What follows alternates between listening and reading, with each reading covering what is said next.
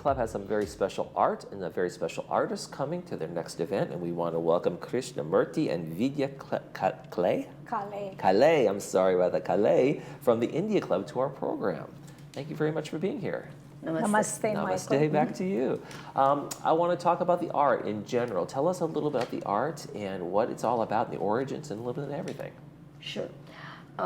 So I'm going to be talking about the mandala or mandalas, and Krishna is going to be talking about the Mehndi part of it. So there's two different things that Neha is going to be doing at the function.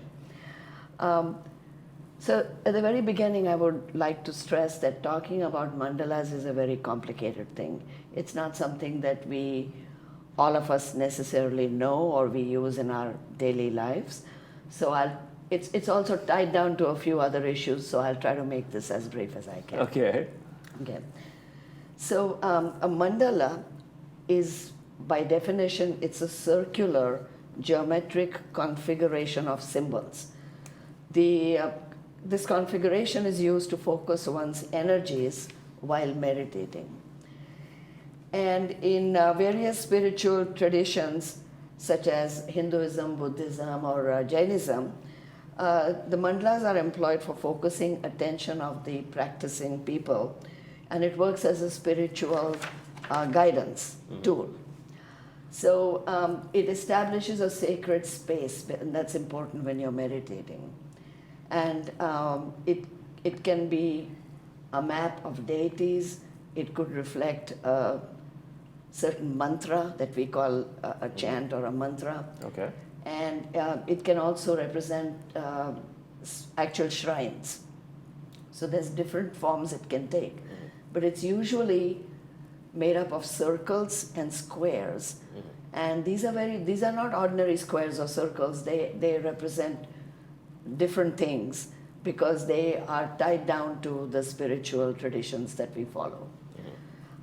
They usually show the path of each meditating person that goes from the outside to the inside, reflecting we're getting to the core when you're meditating.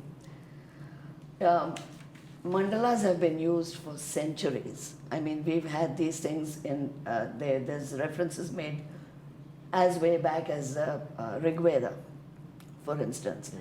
And we've had people like Kautilya refer to them in their Arthashastra. So it's not just limited to the spiritual thing, it's also for the well-being of the king, it's how wars are fought. Mandalas are an aid to help reach one's goals. A very similar thing, and actually I have a few pictures of the mandalas, and I'm not sure it can be seen very clearly, but we have them with Lord Ganesha in the center for the Hindus, and the Navagraha for the Hindus again. We have this as a Jain mandala. So it can mean many things in terms of culture and religion and spirituality. So it can mean so many things depending on how the art was created and what's within it. Yes, that's true, and it also depends on each religion. I mean, it goes to some Chinese beliefs, some Buddhists, Shinto religion, the Japanese. So it means different things to different people. They can be, the mandalas are usually very colorful, created in bright colors, and they are, like I said, helpful in meditating or thinking about it. A yantra, which is a cousin of the mandala, and we have to mention this, is something that comes like this. It's not so colorful, but it is also a device that is used to concentrate and focus one's energies. And once one does that, it's believed that it releases energy, which helps one to focus. Now I'm going to go to some of the related issues here. A mandala doesn't exist in a vacuum.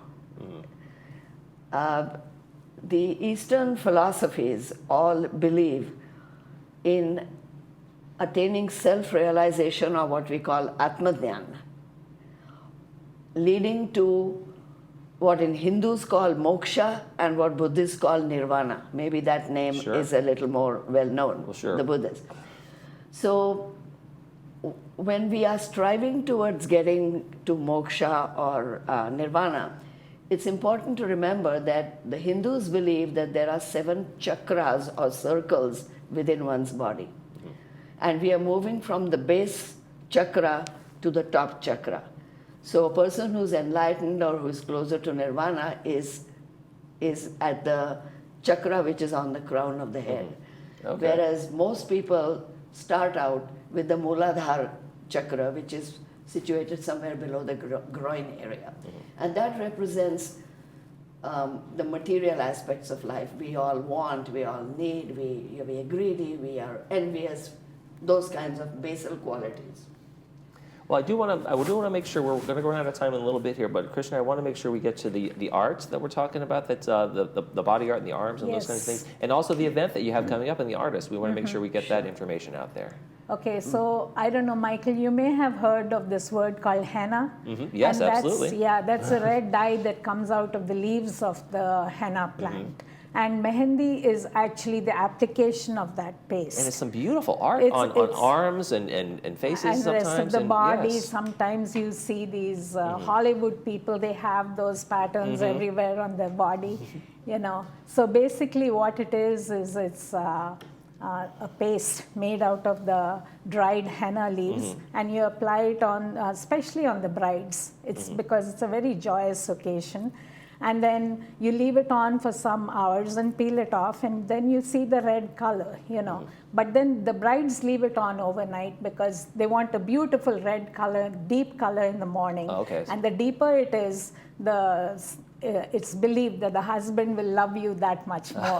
You know? That's a good idea. And, and there's another joke about this, like the artist, you know, when she's doing all the henna work, she writes the name of the groom somewhere hidden in that intricate pattern. Oh, wow, okay. And it's his job to figure out where it is written on her palm. So If he really loves her, he'll be able to find it. No, also the marriage cannot be consummated till he finds the name. So there's a lot of stress, and he's all antsy and everything, you know, about this. But that's just a joke. Well, it's a motivator. Yeah. I'm not going to lie to you. Yeah. So this mehendi ceremony is kind of the kickoff for the whole wedding ceremony.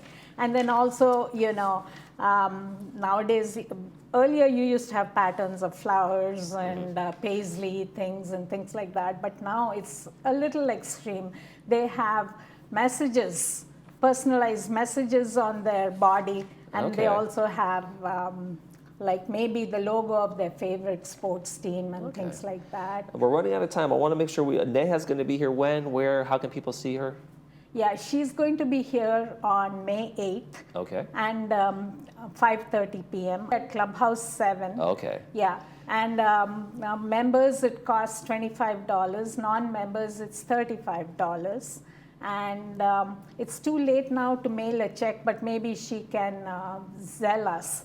And I believe it is iclw2024@gmail.com. Okay. So I hope you all guys can come there. Absolutely. Enjoy the food. Going to be a great event on May 8th.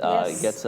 See some amazing art. Some things will be for sale. There'll be demonstrations and things like that as well. Yeah. Okay, terrific. And so, what do you think the most important thing is about bringing this culture to the community here? It's very important because it's bringing the entire village together. You know, that's very important when we're all living together.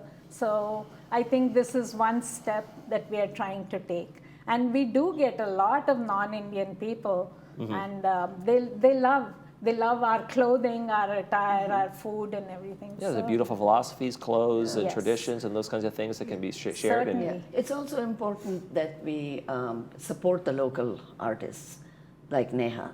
And she is not just an amateur thing now, she's moving into a different class, but it gives her an opportunity to display her art. All right. Well, Krishna and Vijay from the Indian Club, thank you very much. May 8th is the event. Make sure you get out there and see. If you want more, contact the Indian Club. Thank you. Thank you. Thank you, Michael. Thank you. Thank you. Namaste. Thank you for having us. Namaste. Namaste. Namaste to you too. We'll be right back. You're watching This Day.